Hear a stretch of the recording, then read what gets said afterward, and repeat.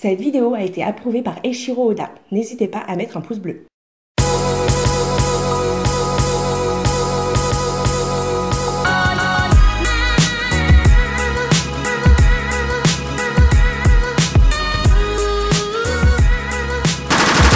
Cette vidéo contient énormément de spoil, vous êtes prévenus les pailles.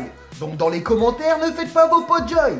Allez, peace. Là j'étais parti pour faire une vidéo, mais ma meuf elle veut pas. J'ai pas dit que je... Non mais tu te calmes, je parle à mes abonnés, c'est entre eux et moi, je parle à mes abonnés. Débat cool, chut. Et enlève le son de ta vidéo de mort là. Enlève. What's up les pailles, comment ça va? On se retrouve pour un nouvel épisode de Peace Off. Et aujourd'hui on va tout simplement parler... Je sais pas encore, mais on va trouver. C'est sûr, on va trouver. Non, je suis beau gosse. Je suis beau gosse. C'est bon, je suis beau gosse, elle a validé que j'étais beau gosse. Je suis bien. Non, aujourd'hui, j'ai envie de vous parler de choses que je vois un peu sur le net, par-ci, par-là. Il y a un truc qui revient régulièrement, c'est Jinbei va mourir. T'as vu le dernier chapitre? Il rejoint l'équipage. Pourquoi tu veux qu'il meure? Tout le monde dit qu'il va se sacrifier. Pourquoi tu veux qu'il se sacrifie?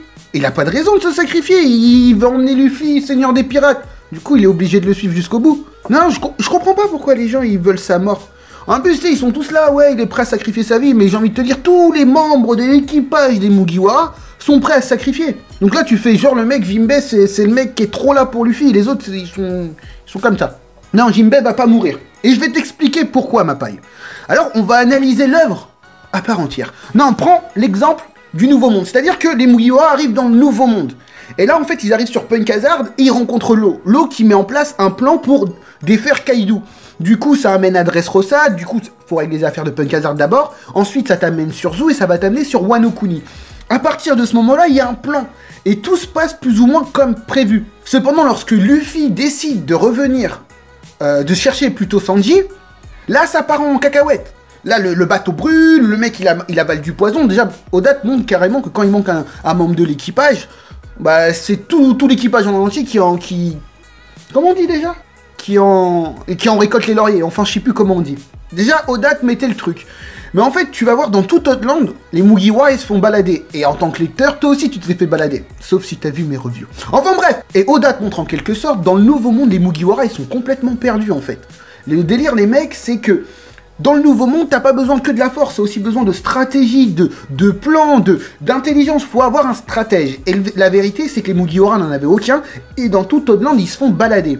Mais une fois que Jinbei arrive, mais dès que Jinbei arrive, c'est là qu'il y a un plan qui s'établit. Tout s'établit. Et en fait, Oda te montre que le Jinbei, dans l'équipage des Mugiwara, sera l'homme stratège. C'est-à-dire que c'est l'homme qui a les informations aussi bien de tous les personnages dans le Nouveau Monde, mais aussi qui connaît comment faut procéder avec un Yonkou, parce qu'il a été, faut pas l'oublier, il a été au service de Barbe Blanche. Donc il connaît un peu les rouages des Yonkou. Jinbei est l'un des personnages les plus importants dans le Nouveau Monde pour les Mugiwara, parce que c'est lui qui va établir les stratégies, qui va nous apprendre de nouvelles choses sur les nouveaux personnages qu'on va avoir, sans pour autant subir un flashback ou alors des chapitres qui expliquent quel personnage est. Et là, tu l'as vu tout simplement avec Capone BG, parce que tu vois, il connaissait Capone BG. En 2-3 cases, ça y est, il nous avait expliqué tout simplement qui était Capone BG. C'est pour ça qu'il va pas mourir, parce qu'on a besoin de lui, et il nous l'a fait sentir, Oda. Tout simplement, ce besoin. C'est-à-dire que dans le Nouveau Monde, ce qui est bien, et c'est pour ça que j'aime bien le Nouveau Monde, c'est que t'as pas besoin que de la puissance. T'as aussi besoin d'intelligence, de stratégie, de complot, d'alliance. Et c'est ça qui est bien. Et tout simplement, Jinbei est cette passerelle qui va emmener les Mugiwara à faire des alliances, à faire des stratégies. Donc, ils avaient besoin d'un stratège et ils l'ont dans le rôle de Jinbei, et c'est pour ça qu'il deviendra un membre de l'équipage des Mugiwara à part entière. Il va pas mourir. C'est pas possible de faire mourir Jinbei tout de suite. Pour moi, tous les Mugiwara doivent mourir, mais beaucoup plus tard. Et ça, je te l'expliquerai dans une autre vidéo, parce que ouais, ça y est, c'est fait. J'ai préparé mes HDR, le Haki des rois, ou plus communément le Haki de Renoa. Je vais enfin les faire. C'est tout simplement de l'analyse, et on va analyser l'œuvre. Et vous allez voir que quand on analyse l'œuvre, je voulais parler de Jinbei, parce que j'en ai marre que les gens ils disent il va mourir, nanana.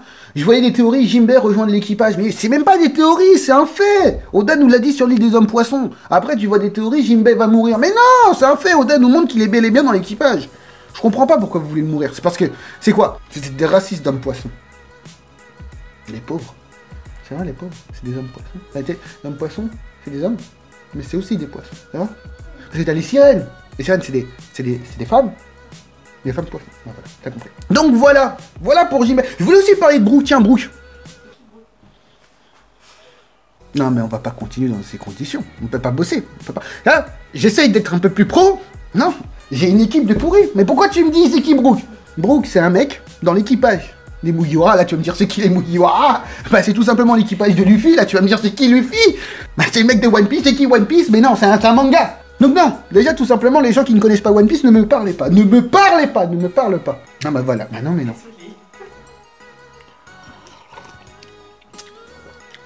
Allez voter, c'est dimanche, à la santé du nouveau président. Ou présidente. Dans le pire des cas. Non, on fait pas de politique ici. On fait que du One Piece. On a assez de problèmes à faire des théories One Piece. On va pas ramener des problèmes, en plus. Non, voilà, je voulais parler tout simplement de Brooke.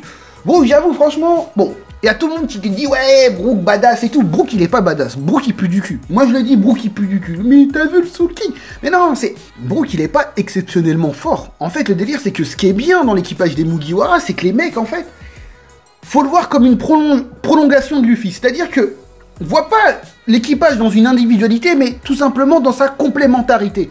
Je suis trop fier de cette phrase, je te jure. Ouais, bah, dans l'individualité, mais en plus complémentarité, je sais pas si c'est là qu'il faut le placer, mais c'est pas grave. Chacun a un rôle à jouer, en fait. Et Brooke, bah, c'est sa partition, tu vois. Sa partition, il est musicien, tu vois. Putain, même là, je suis inspiré. Tu le mets en face à face avec Big Mom, tu vois, il puait du slip. Mais en fait, tu vois, il est utile pour certaines choses, c'est comme Usopp. Usopp, il est inutile, il est pas très fort, mais il va être utile pour des...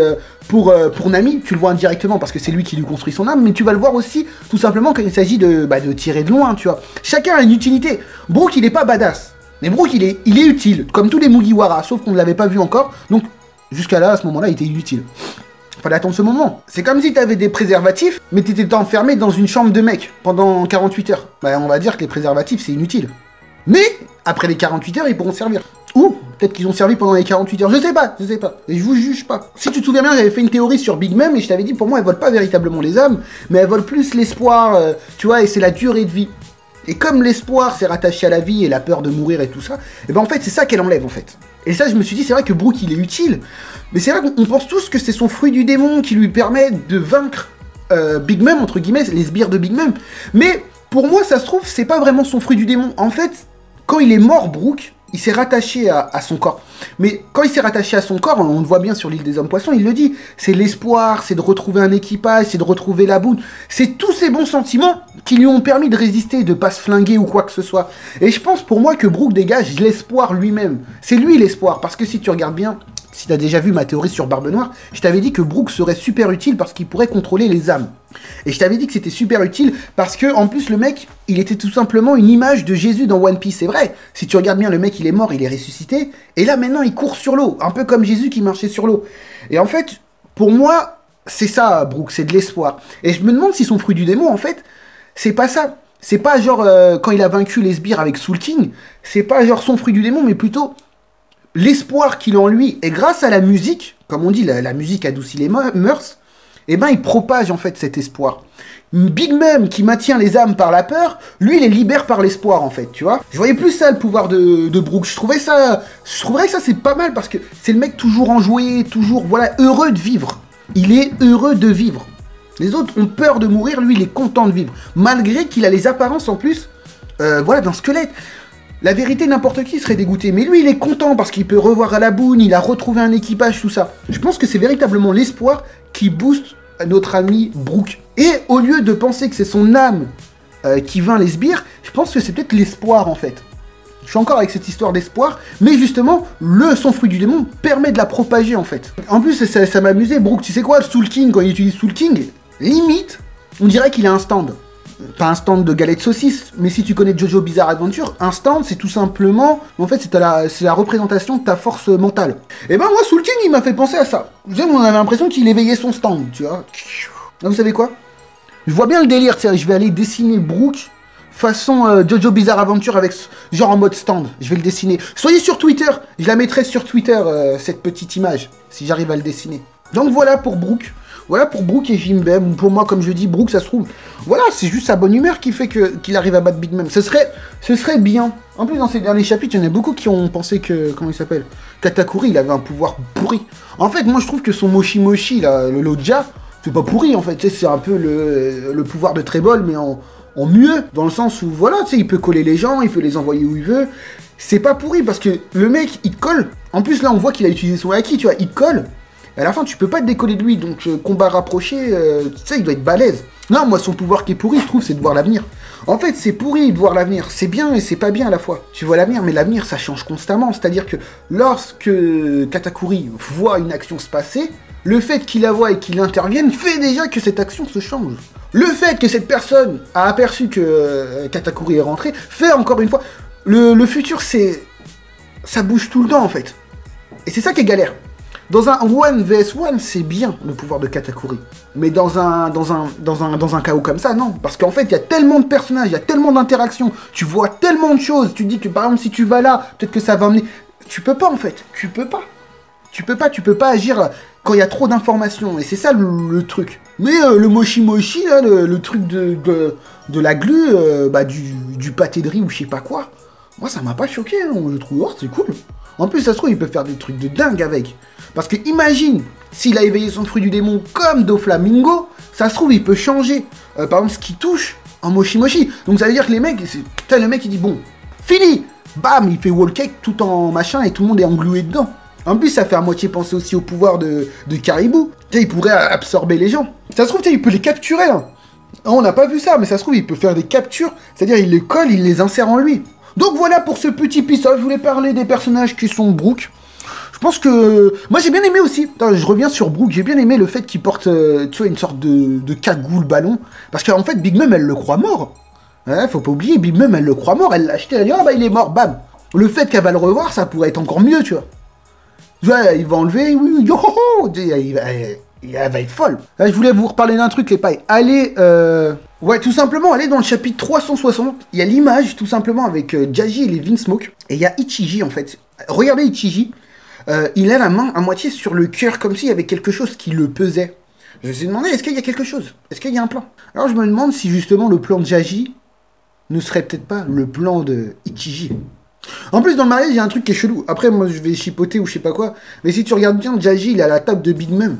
Et après, dans le 863 ou 862, là, il se retrouve à la table que des Vinsmoke. Alors c'est bizarre, ça aussi. Peut-être qu'il gardait la place pour Sanji. Un vrai boucheron.